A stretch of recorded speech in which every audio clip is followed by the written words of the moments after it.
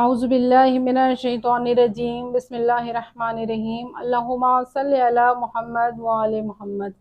کتاب کرامات صالحین میں ایک واقعہ نقل ہے کہ ایک مرتبہ حضرت موسیٰ علیہ السلام نے خداوند متعال کی بارگاہ میں عرض کی کہ اے پروردگار، مجھے ایک ایسا اسم اعظم کی تعلیم فرمائیے جس میں دنیا اور آخرت کی سعادت مندی ہو۔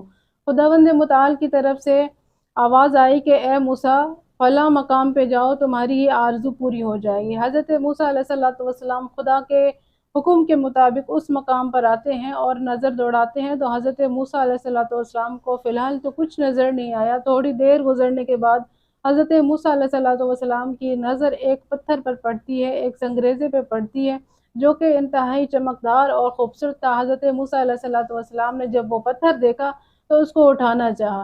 جب حضرت موسیٰ علیہ السلام نے اس کو اٹھانا چاہا تو وہ پتھر اپنی جگہ پہ اتنا بھاری، اتنا وزنی کہ حضرت موسیٰ علیہ السلام اس پتھر کو اٹھا نہیں پائے۔ حضرت موسیٰ علیہ السلام دل میں سوچنے لگے کہ میں تو موسیٰ ہوں، میں تو کلیم اللہ ہوں، خداوند متعال سے کلام کرنے والا نبی ہوں۔ خداوند متعال نے مجھے توریت عطا کی ہے، کیسے ممکن ہے کہ یہ پتھر اتنا وزنی ہے، اتنا بھاری ہے کہ میں نبی ہو کے اس کو اٹھا نہیں پا رہا۔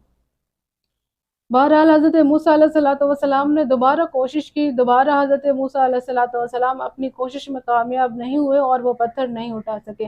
حضرت موسیٰ علیہ السلام نے اس پتھر سے مخاطب ہو کے فرمایا کہ میں تو وہ نبی ہوں جو خداوند متعال سے کلام کرتا ہوں، اور خداوند متعال نے مجھے عصا معجزے طور پہ عطا کیا ہے۔ یہ وہی عصا ہے، جب میں نے پتھر پہ اس کو مارا تھا تو وہ پتھر پرزہ پرزہ ہو گیا تھا، وہ پتھر چکنا چور ہو گیا تھا، اور اس پتھر سے 12 چشمے پھوٹے تھے۔ اور یہ وہی عصا ہے کہ جب فرعون کے دربار میں جادوگروں کے سامنے میں نے اس عصا کو زمین پر رکھا تو اس عصا نے سانپ بن کر جو جادوگروں کے سانپ تھے ان تمام کو نگل لیا، اور خداوند متعال نے مجھے 9 معجزے عطا کیے ہیں۔ تمہاری پتھر کیا جرت ہے کہ میں جب بھی تمہیں اٹھانا چاہتا ہوں کہ تم اتنا وزنی اور بھاری ہو جاتے ہو کہ مجھ سے نہیں اٹھ پاتے۔